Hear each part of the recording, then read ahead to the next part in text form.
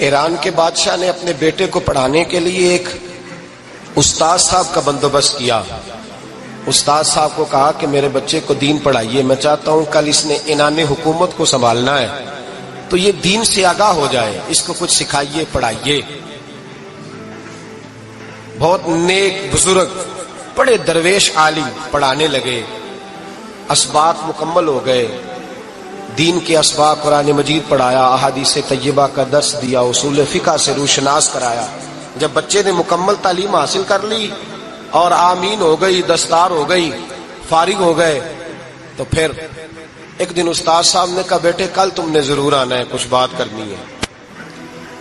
شہزادہ گیا ملنے استاد صاحب سے. استاد صاحب نے کنڈی لگا لی، ہاتھ میں درہ پکڑ لیا، مار مار کے پورے وجود کو زخمی کر دیا. کوئی غلطی نہیں، کوئی بات نہیں، مارا. اب بچہ آیا آ کے بادشاہ سلامت سے کہا کہ ابا جی سمجھ نہیں آئی، بڑا مارا ہے استاد. تو سیانے تھے نا بادشاہ، یہاں تو قاری صاحب روز کٹہرے میں کھڑے ہوتے ہیں، مولوی صاحب آپ نے میرے بچے کو کیوں مارا ہے؟ آپ 8,000 کے مولوی ہیں، میرا کئی کروڑ کا بچہ ہے، سویرے بدل لیں گے. خبردار آپ نے بچے کو ہاتھ لگایا، اپنی حیثیت میں رہے معاذ. جو قومیں استادوں کو کٹہروں میں کھڑا کرتی ہیں وہ ترقی نہیں کر پاتی. جو استادوں کو کٹہروں میں روز کھڑا کرتے ہیں.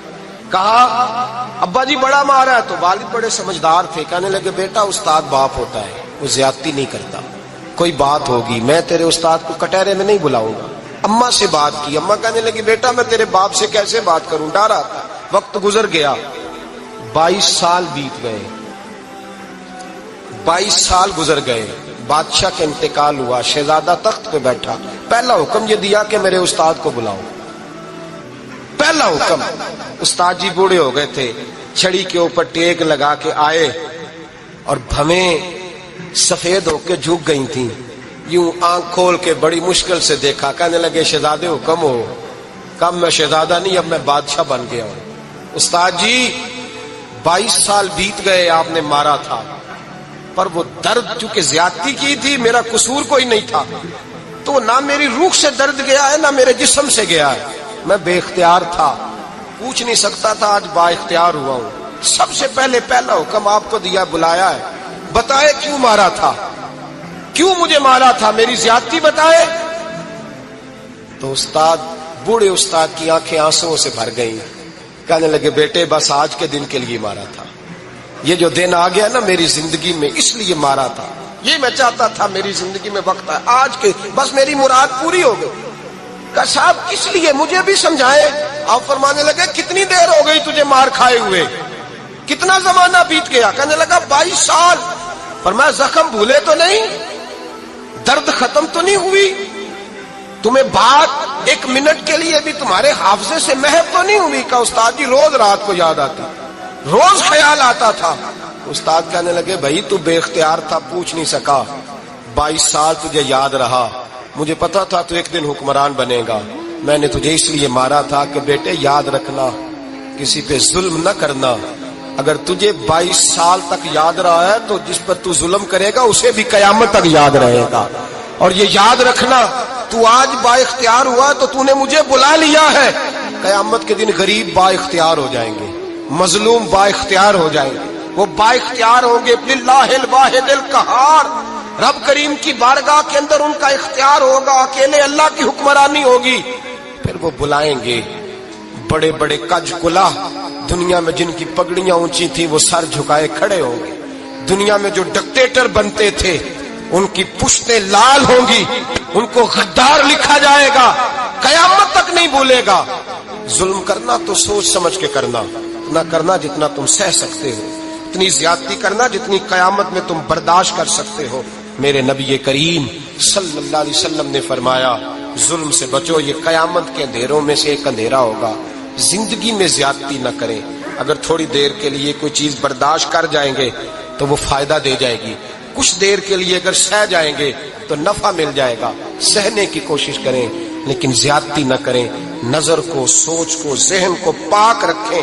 اور میرے بھائی زندگی پوری ظلم سے بچیں، زیادتی سے بچیں. امیر المومنین حضرت جناب سیدنا عمر فاروق رضی اللہ تعالیٰ عنہ رات گھر میں تھے تو رونے لگے، بڑی دیر تک روتے رہے. والدہ اٹھی تو صاحبزادے سے کہنے لگی پتہ کرو تمہارے باپ کو کیا مسئلہ ہے۔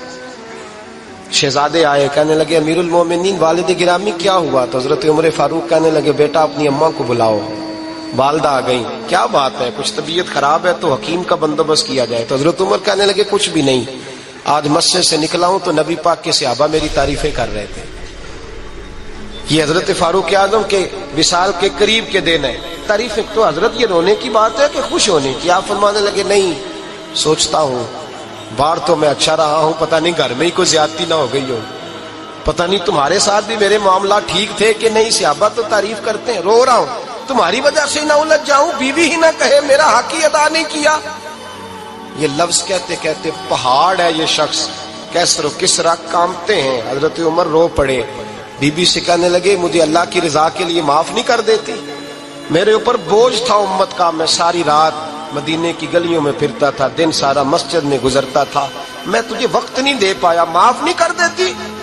تو زوجہ کہنے لگی نہیں عمر، میں نے بھی زندگی میں اپنا کوئی سکھ چین نہیں دیکھا، کوئی چاؤ پورا نہیں کیا، میں کیسے معاف کر دوں؟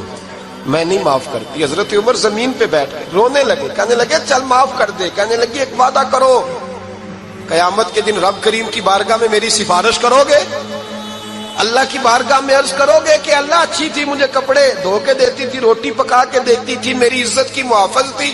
جناب عمر کہنے لگے تیرے ساتھ وعدہ ہے، رب اپنے فضل سے عمر کو جنت دے گا تو عمر تجھے جنت میں ساتھ لے کر کے جائے گا، تیرے ساتھ وعدہ ہے۔ میرے بھائی جن کے دلوں میں احساس تھا کہ ہم سے کوئی زیادتی نہ ہو جائے کسی جگہ، وہ تو یہاں تک معاملہ کرتے تھے، یہاں تک ان کا خیال رہتا تھا۔ عزیزو، ایک تو نظر میں حیا پیدا کریں، والدین کی بہت بڑی ذمہ داری ہے۔ لاکھوں بچے مرضی کی شادیاں کر رہے ہیں، ہزاروں گھر اجڑ رہے ہیں، یہ وہ والا زہر ہے جو ہر گھر میں تیزی سے پھیلتا چلا جا رہا ہے۔ پہلے ہم کہتے تھے کہ بچہ باہر نہ نکلے، اب کہتے ہیں اللہ کہیں موبائل لے کے تنہا نہ بیٹھ جائے، کہیں تنہا نہ بیٹھ جائے، کیا بنے گا اس کا اگر یہ گندگی اور یہ ایسا نشہ ہے جو اجاڑ کے رکھ دیتا ہے انسان کی توانائیوں کو۔ ایک تو ذہن کو، طبیعت کو پاک رکھیں، دوسرا زیادتی کبھی نہ کریں۔ یہ دو سبق اگر امت کو یاد ہو جائیں تو پھر معاشرہ بڑی تیزی سے اصلاح پذیر ہوگا۔ نہ دیکھو دنیا کیا کہتی ہے، یہ دیکھا کرو رسول اللہ کیا کہتے ہیں۔ نبی پاک چھوڑ دو ساری دنیا کے دھوکے، سارے فیشن، ساری رسومات، ساری تہمات چھوڑ دو۔ نبی پاک کی غلامی عزت ہے، حضور کی غلامی۔ یار بندہ بالکل بے عمل ہونا، بالکل تو میری طرح داڑھی رکھ کے پگڑی باندھ کے بس میں بھی چڑھ جائے تو کئی لوگ سیٹیں خالی کر دیتے ہیں، کہتے ہیں بزرگوں یہاں آ جائیں، حضرت جی یہاں آ جائیں۔ تو پھر عزت کس چیز کی ہوئی؟ سنت مصطفیٰ کی ہوئی نا، پھر عزت نبی پاک کی سنت کی ہوئی نا، وقار کی ہوئی نا۔ ایک صاحب، ایک بچے نے داڑھی رکھ لی تو مجھے آگے کہنے لگے حضرت جی لوگ بڑے بڑے لقب دینے لگے ہیں۔ میں نے کہا کیا؟ کوئی کہتا ہے حضرت صاحب، کوئی کہتا ہے قاری صاحب، کوئی کہتا ہے حافظ صاحب، کوئی کہتا ہے علامہ صاحب۔ تو میں نے کہا تیری موج نہیں بن گئی؟ 4 سالوں میں حفظ ہوتا ہے، تجھے مفت کا لقب مل گیا ہے۔ عرصے نظامی 8 سال میں ہوتا ہے، مفت کا علامہ بن گیا ہے، تجھے وقار نہیں دے دیا اللہ تعالیٰ نے؟ عزت، میرے اعلیٰ حضرت فرماتے ہیں عزت صاحب طبقات کہتے ہیں۔ میرے مصطفیٰ کریم سید عالم صلی اللہ علیہ وسلم کے وصال ظاہری کے ایام قریب آئے تو حضور نے سرخ پٹی باندھی، تیز بخار ہے نبی کریم کو، 2 صحابہ سہارا دے کے مسجد میں لائے، نبی پاک علیہ السلام کو بظاہر سہارا دے کے لایا گیا۔ کریم رسول نے لوگوں کو جمع کیا، حضور آج کیا ہونے والا ہے، آج کیا کہا جائے گا، آج کس لیے میٹنگ بلائی ہے؟ نبی کریم کے کل صحابہ جب مسجد میں جمع ہوئے تو کھچا کھچ مسجد بھری ہے۔ وصال ظاہری سے چند یوم پہلے کی بات، نبی پاک نے فرمایا آج تمہیں کوئی جہاد کی ترغیب نہیں دینی، آج کوئی نیا پیغام نہیں دینا، آج تمہیں بتانا ہے کہ رب نے اپنے بندے کو اختیار دیا ہے، چاہے تو دنیا میں رہے، چاہے تو اس کی بارگاہ میں حاضر ہو جائے۔ اس عبد نے بارگاہ ربوبیت کی طرف لوٹنے کا ارادہ کر لیا ہے۔ حضرت صدیق اکبر رونے لگے تو صحابہ نے کہا تمہیں کیا ہوا؟ کہنے لگے سمجھ نہیں رہے، کسی کی بات نہیں کر رہے، نبی پاک تو اپنی بات فرما رہے ہیں، اس نے جانے کا ارادہ کر لیا۔ سنیے میرے بھائی، محبوب پاک نے فرمایا بھائی کسی شخص کو میری طرف سے کوئی تکلیف پہنچی ہو تو بدلہ لے سکتا ہے، بدلہ لے سکتا ہے، کسی کو تکلیف پہنچی ہو۔ صحابہ پھوٹ کے رونے لگے، محبوبہ کرم ہی کرم ہوا ہے، रहमत ही रहमत आई। आपके बारे में गुमान करने वाला भी दायरा ईमान से निकल जाएगा। हुजूर आप क्या फरमा रहे हैं? फरमाया नहीं भाई उठो। पीछे से जनाब अकाशा बिन मोहसन उठे, हाथ कांपते हैं, आगे बढ़े, कहने लगे या रसूल अल्लाह, एक जंग के मौके पर आपने दुर्रा मारा था, नंगी पीठ पर सफ़ें सीधी कराते, बात दिल में रह गई है, मैंने बदला लेना है। नबी करीम ने फरमाया बिलाल दौड़ के जाओ, फातिमा के घर दुर्रा पड़ा है, दुर्रा लाओ।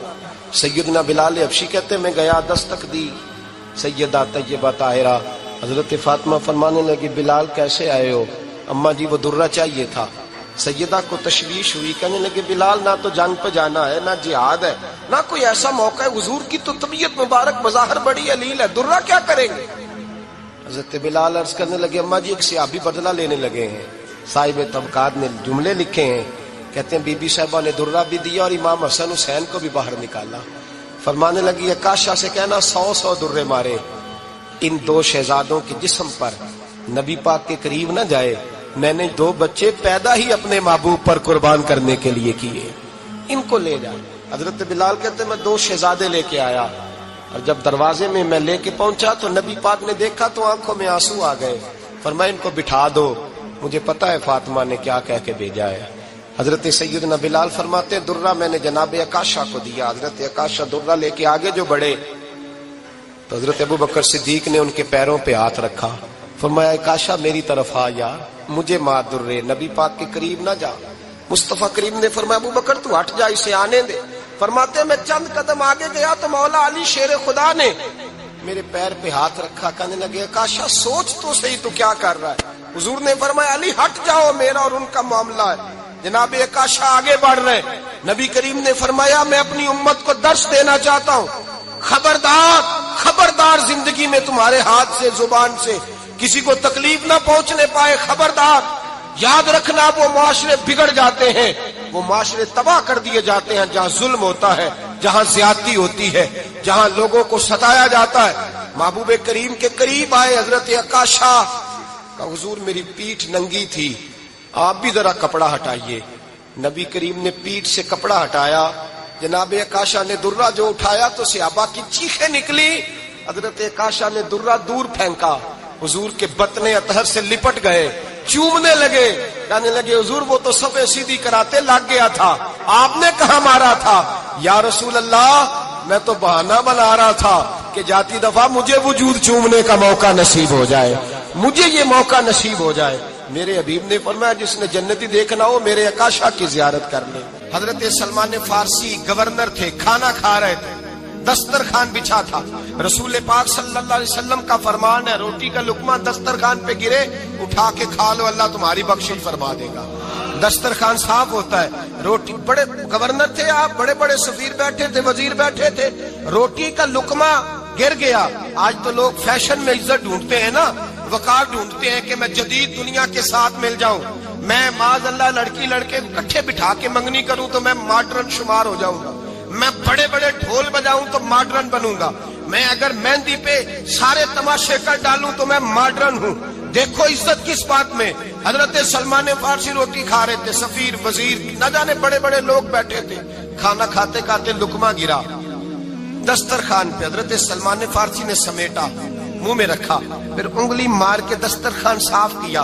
एक सहाबी कान में कहने लगे सलमान क्या कर रहे हो, क्या कर, आप गवर्नर है, सोचिए तो सही, ये लोग क्या कहेंगे दुनियादार के मुसलमानों को रोटी नहीं मिलती, उठा उठा के खा रहे। कान में बात की, कान में। हजरत सलमान फारसी कान में जवाब दे सकते थे, कह सकते थे नहीं ऐसे ही करना है, उन्होंने कान में बात की, लेकिन जनाब सलमान फारसी आला ऐलान बोले, कहने लगे इन 4 5 6 दुनियादारों के लिए मैं अपने नबी का तरीका छोड़ दूं, अपने रसूल की सुन्नत छोड़ दूं? ये 4 5 दुनियादार दुनिया की तरफ देख के मैं मुस्तफा से मुंह मोड़ लूं? फिर जोश जज्बात में सर से पगड़ी उतार दी, रोने लगे। आप फरमाने लगे मैं मदीने के बाजारों में खजूरें उतारता था, नौकरियां करता था, ये जो मेरे सर पर इज्जत के बाल है ये मोहम्मद अरबी के उगाए हुए हैं, रसूलुल्लाह के उगाए हुए हैं। और भाइयों हद हो गई। हजरत बिलाल हजरत बिलाल रदी अल्लाह ताला, हजरत बिलाल आए जनाब उमर से मिलने, कैसर और किसरा भी आए तो उमर खातर में न लाए, पर बिलाल हबशी दरवाजे पे दाखिल हुए तो फारूक आजम ने कुर्सी छोड़ दी, हाथ बांध के कोने में खड़े हो गए। काला रंग है, नाम भी लिखना नहीं जानते, जमाने में तारुफ कोई नहीं। हजरत उमर ने हाथ बांधा है। लोग कहने लगे उमर तू कैसे हो, किसरा से नहीं डरता, ये कौन आ रहा है जिसके लिए तेरा इतना इस्तकबाल है। हजरत उमर कहने लगे चुप कर जाओ, इसकी बात न करना, इसे आने दो, इसे आने दो, इसकी बात न छेड़ना। हजरत सैयदना बिलाल आए, कहने लगे अमीरुल मोमिनीन क्या कर रहे हो। फरमाया नहीं चुप कर यार, बाजू पकड़ा, अपनी कुर्सी पे बिठाया।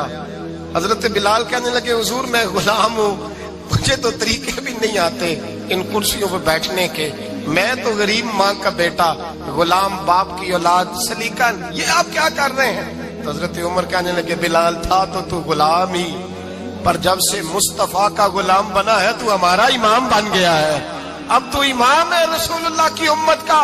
फरमाया वो मुझे दिन याद है जब मक्का फतह हुआ था, बुत टूट गए थे, बड़े बड़े सरदार थे, और मेरे नबी ने फरमाया बिलाल से कहो काबे की छत पे चढ़ के अजान दे। तो लोगों ने कहा हुजूर ये सारे जल गए हैं, किसी और की ड्यूटी लगा दे। हुजूर ने फरमाया चुप करो, बदर में मार खा के अजान पड़े तो बिलाल, ओहद में पत्थर बरसे अजान पड़े तो बिलाल, तपते सहराओं में पड़े तो बिलाल, हर जगह मार खाए तो बिलाल। और आज अगर अल्लाह ने इज्जत दी है तो मैं लोगों को देख के बिलाल को इज्जत ना दूं। मैं बताना चाहता हूं कि रसूलुल्लाह की गुलामी में इज्जत है। फरमाया कोई ऊपर नहीं चढ़ेगा, अबू बकर भी नीचे, उमर भी नीचे, उस्मान और अली, तलहा और जुबैर भी नीचे। आज ये हबशी गुलाम काबे की छत पे चढ़ेगा और मैं दुनिया को बताऊंगा कि असल इज्जत उसी के पास होती है जो रसूलुल्लाह का गुलाम हुआ करता है। हजरत बिशर आफी रहमतुल्लाह अलैह से सारा जमाना प्यार करता था। बगदाद का एक ताजर कहता है मुझे नहीं बाबा अच्छा लगता था। हमारा अपना अपना ज़हन है ना, हम कहते हैं मैंने जिधर सारी दुनिया जा रही है वहां नहीं जाना। कहते हैं कि वो बाबा मुझे नहीं अच्छा लगता था, हालांकि सारा बगदाद इज्जत करता। क्यों नहीं अच्छा लगता था? कहते इसलिए कि बाबा ना सिर्फ फर्ज मस्जिद में पढ़ता था, बाकी नमाज घर जाके। तो मैं कहता था इतना वली है तो बाकी भी मस्जिद में पढ़े। कहते एक दिन मैंने कहा जसूसी करनी है इसकी, जो कि इस्लाम में मना है। कहते हजरत बिशर आफी रहमतुल्लाह अलैह ने जुमे के फर्ज पढ़े, फर्ज पढ़ के निकल गए दौड़ के। फरमाते मैं पीछे हो गया, मैंने कहा आज मैंने सुन्नतें छोड़ दी हैं पर इसका पता करना है, सुन्नत नफल बाद में पढ़ूंगा। कहते हैं हजरत बिशर आफी जल्दी से ना एक कबाब वाली दुकान पे गए, वहां से कबाब खरीदे। और मैंने कहा बूढ़े की उम्र देखो और इसके जायके देखो, इस उम्र में भी कबाब खाएगा। ओए होए, मौलवी को रोटी ने सताया था इसलिए सुन्नत और नफल छोड़ आया है। कहते हैं थोड़ा सा वो आगे बढ़े तो नान भाई की दुकान से ना नान खरीदे। मैंने कहा देखो यार, देखो इसके जायके, गरम नान खाएगा। बहुत सारे लोग बगदाद में रात की रोटी खाते पर ये गरम खाता है। कहते हैं हजरत वो नान और कबाब लेके ना जंगल की तरफ मुड़े तो मेरे दिल में ख्याल आया यार बड़ा ही इस आदमी का अजीब जहन है, ये अब सब्जे पे बैठ के यहाँ मौज करेगा, खाए पिएगा और सुन्नत नफल छोड़ दी। अल्लाह हजारों मुरीद है,